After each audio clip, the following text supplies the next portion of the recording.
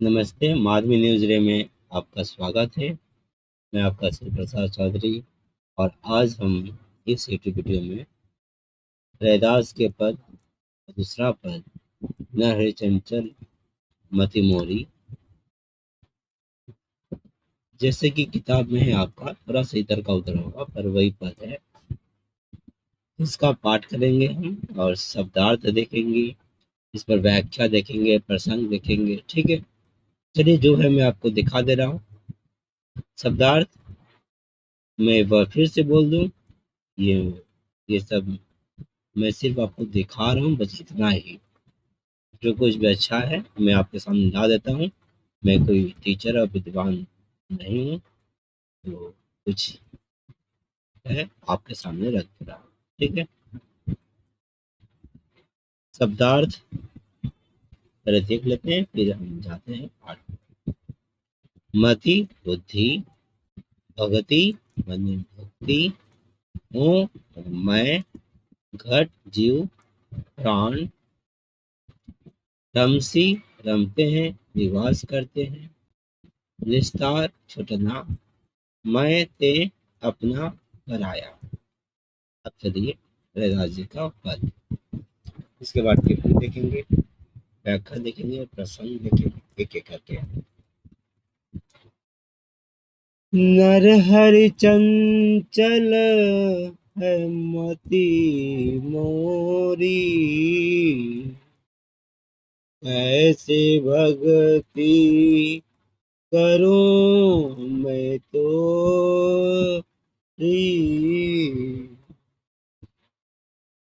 तू मोहि देखे हो तो ही देखूं, प्रीति परस पर होई। तू मोहि देखे तो ही न देखूं, या मति सब बुद्धि खोई। सब घट अंतर रमसि निरंतर, मैं देखन नहीं जाना।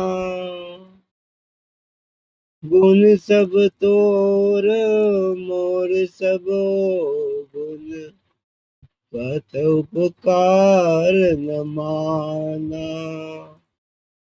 मैं ते तोरी मोरिय समझ सो, कैसे करी निस्तारा। करे दास कृष्ण करुणा में, जय जय जगत आधारा, जय जय जगत आधारा। शब्दार्थ हमने देख लिया है, आते हैं अब प्रसंग पर। प्रस्तुत पद में कवि रैदास ने ईश्वर के निराकार रूप का वर्णन किया है, जिसका न आदि है न अंत। दूसरी ओर भक्त माया से बंधा रहने के कारण अत्यंत चंचल रहता है। भक्त की इसी विवशता का यहाँ वर्णन किया गया है। व्याख्या। हे ईश्वर, मेरी बुद्धि अत्यंत चंचल है। आप ही बताएं कि मैं आपकी भक्ति किस प्रकार करूं। अर्थात मैं माया जाल में फंसा होने के कारण सदैव किसी न किसी मोह बंधन में बंधा रहता हूँ, जिससे मैं पूर्णतः एकाग्र होकर ईश्वर की भक्ति में लीन नहीं हो पा रहा हूँ। यही मेरी विवशता है, जिसे मैं आपके सम्मुख व्यक्त कर रहा हूँ। ईश्वर निराकार है, अतः कभी उस निराकार ब्रह्म को संबोधित कर कहता है कि तुम मुझे देख सकते हो, क्योंकि तुम्हारी दृष्टि सर्वव्यापी है, किंतु मैं तुम्हें नहीं देख सकता, क्योंकि तुम्हारा कोई रूप नहीं है, तो भला रीति कैसे हो। यद्यपि मनोवैज्ञानिक नियम तो यही है कि जब हम एक दूसरे को देखते हैं, आकर्षण बढ़ता है, तभी प्रीति होती है। अतः किसी को बिना देखे प्रीति कैसे हो सकती है? इसलिए बिना तुम्हें देखे प्रीति करना तो चाहता हूँ, किंतु मति भ्रमित हो जाती है, प्रीति नहीं कर पा रहा हूँ।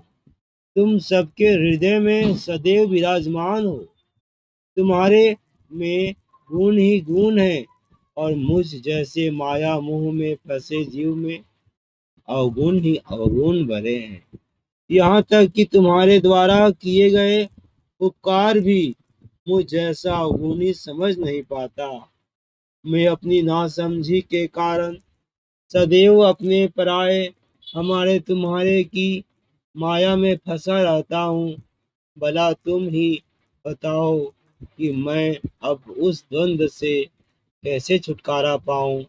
रैदास जी कहते हैं, हे करुणामय कृष्ण, यह सारा संसार तुम्हारे ही सहारे चल रहा है। मैं तुम्हारी जय जयकार करता हूँ।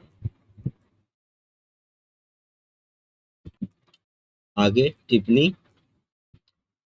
संत रैदास भारतीय अद्वैत वेदांत के समर्थक थे, जिनके अनुसार आत्मा और ब्रह्म दोनों में कोई अंतर नहीं है। आत्मा माया में लिप्त होने के कारण ही जीव कहलाती है।